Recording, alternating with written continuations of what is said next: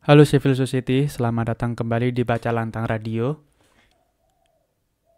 Kali ini aku ingin mencoba untuk mereview satu novel yang telah aku baca, yaitu adalah Cerita Calon Arang yang ditulis oleh Pramudia Anantatur.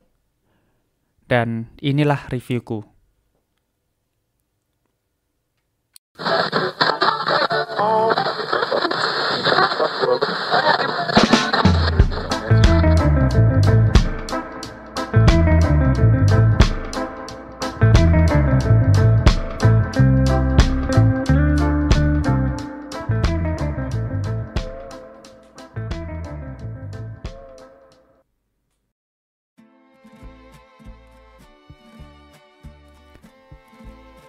Jadi review pada novel ini, yaitu adalah novel Cerita Calon Arang, adalah sebuah novel yang menurutku kompleks dan fenomenal. Aku merasa bahwa sejarah, mitos, dan kekuasaan berpadu dalam satu tubuh seorang perempuan yang dikutuk dunia gitu. Namun perempuan tersebut bener-bener kayak suaranya tuh tidak pernah didengarkan dunia gitu. Apakah dunia ini terlalu patriarkis bagi seorang perempuan di masa lampau, ataukah perempuan itu benar-benar termarginalkan dari suara-suara sosial gitu.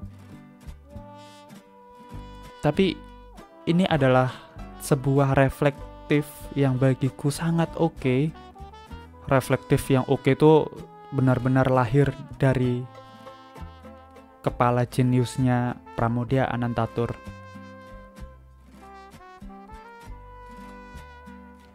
Sebuah narasi yang disulap menjadi tafsir politik, spiritual, sekaligus feminis yang sangat tajam gitu. Dalam kisah ini kita dibawa ke abad 11 di masa pemerintahan Raja Airlangga. Calon Arang yang lagi-lagi seorang janda sakti dari Girah menjadi simbol ketakutan.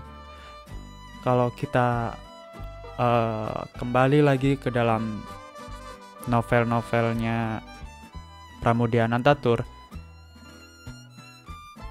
janda sakti itu tuh dituduh sebagai penyebab wabah, kematian, kegelapan, ya semua karena ia dianggap terlalu berkuasa dan terlalu bebas dan lagi-lagi terlalu perempuan gitu.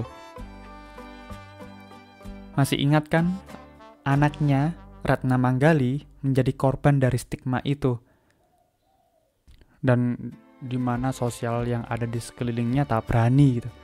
Tak ada yang berani untuk meminangnya sebab ibunya dicap sebagai penyihir. Sebenarnya kejadian si janda sakti ini dengan Ratna Manggali sebagai korban genetik, korban parental, stigma parental gitu, itu tuh pernah terjadi di Indonesia, yaitu di tahun 65 gitu. Jadi orang tua yang memiliki stempel merah, orang tua yang dicap sebagai anggota PKI, sebagai pendukung PKI gitu, atau underbow PKI gitu, ya mereka akan termarginalkan dari sosialnya. Anak-anaknya akan mendapatkan stigma yang serupa. Oh, ini nih anak PKI nih, ini nih anak dulu tuh si antek-antek PKI nih gitu kan, bla bla bla bla bla. Ya itu terjadi di Ratna Manggali. Nah, kalau kembali ke kisah Cerita Calon Arang, dari situ juga tragedi itu meledak. Kutukan dijatuhkan, darah tertumpah, dan pertarungan antar kekuasaan dan moralitas terjadi di bayang-bayang negara dan mitos. Tapi aku rasa Pramudia tidak sekedar menceritakan ulang legenda, justru ia menggugat sejarah. Ia bertanya siapa sebenarnya Calon Arang gitu. Apakah Calon Arang itu adalah seseorang yang jahat? Apakah perempuan yang memberontak? Atau justru Calon Arang itu adalah korban dari keberingasan patriarki, yang dimana sosial yang saat itu dikuasai oleh pria takut pada perempuan yang kuat.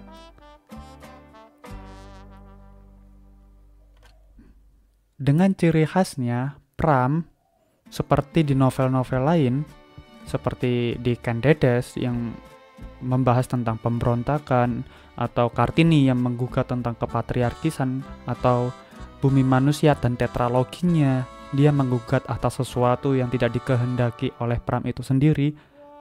Nah, di novel ini, si calon arang ini, bagiku ketika melihat ciri khasnya Pram ya, dia tuh bukan sebagai penyihir, melainkan simbol perlawanan terhadap negara yang membungkam gitu. Sastra lisan, mitologi Bali dan Jawa itu sebagai instrumen buat Pram itu sebagai instrumen membuka diskusi tentang kekuasaan, ketidakadilan, dan manipulasi sejarah. Tapi dengan pendekatan itulah Pram membuka suatu sejarah itu dengan fresh. Bagiku Pram itu dengan cerdasnya menunjuk bahwa perempuan itu sebenarnya juga memiliki skill yang sama. Dia bisa berpikir seperti pria, bahkan juga dia bisa dengan keuletannya dia bisa berpikir melampaui pria, berkuasa, dan menyuarakan dendam. Ya sama seperti pada umumnya manusia. Bahkan ada juga perempuan dengan begitu hebatnya, dia bahkan ditakuti oleh pria gitu. Nah, apabila konteks ini tuh dibawa ke masa silam, perempuan-perempuan yang dianggap hebat dan melebihi skill-skill kepriaan, dia akan digoreng, dia akan dibunuh, dan dia akan dihancurkan legasinya. Dari sisi gaya penulisan, novel ini sangat khas. Ya, Pram banget lah. Bahasa yang padat, elegan, dan filosofis. Ya, kalimat-kalimatnya mengalir seperti mantra ya bagiku. Kadang lirik, kadang mengguncang, kadang modern banget, kadang klasik banget. Kadang juga menampar realitas. Ya, begitulah Pram dengan beberapa novelnya. Hampir semua novelnya. Hal yang sangat jarang untuk disadari oleh pembacanya yaitu adalah Pram itu tidak memberikan jawaban mutlak. Dia tidak memberikan pesan itu seobjektif mungkin. Bahkan beberapa kali aku juga merasakan bahwa novel Pram, khususnya yang cerita calon arang, itu mencoba untuk membiarkan pembacanya untuk berpikir terlebih dahulu. Ya, berpikir liar. Namun pada akhirnya si pembaca akan merenung apakah kebenaran itu milik para pemenang atau justru terkubur di balik tubuh-tubuh yang dijadikan kambing hitam sejarah. Seperti itu. Yang membuat cerita calon arang begitu relevan adalah kenyataan bahwa hingga hari ini perempuan yang kuat masih sering dianggap ancaman, perempuan yang marah dianggap gila, perempuan yang tidak tunduk dianggap memberontak atau menyepelekan hukum gitu. Pram seolah berbisik dari balik halaman ya. Waspadalah pada sejarah yang dibungkam, waspadalah pada kekuasaan yang membentuk narasi tunggal. Seolah-olah kita hidup di negara demokratis, tapi secara sistem, secara stigma, negara juga memproyeksi bahwa dengan kuasanya negara bisa membentuk satu narasi tunggal seperti di zaman Orba, yaitu adalah zaman 65, bahwa kita harus taat kepada narasi tunggal, yaitu PKI itu adalah ateis atau tidak bertuhan, yaitu narasi tunggal yang oleh negara dipaksa untuk menelan itu secara banal-banal gitu. Jadi yang paling menarik di sini adalah satu pertanyaan. Apakah calon arang adalah benar-benar penjahat atau benar-benar menjadi korban?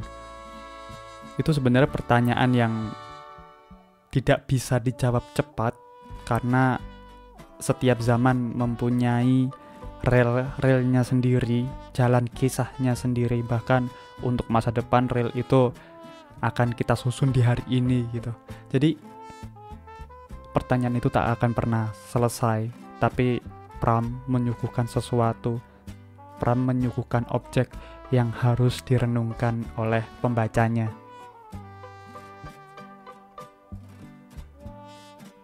Aku rasa sekian review tentang cerita Calon Arang. Buat teman-teman apabila memiliki sudut pandang lain, silahkan share di komentar. Dan sampai jumpa.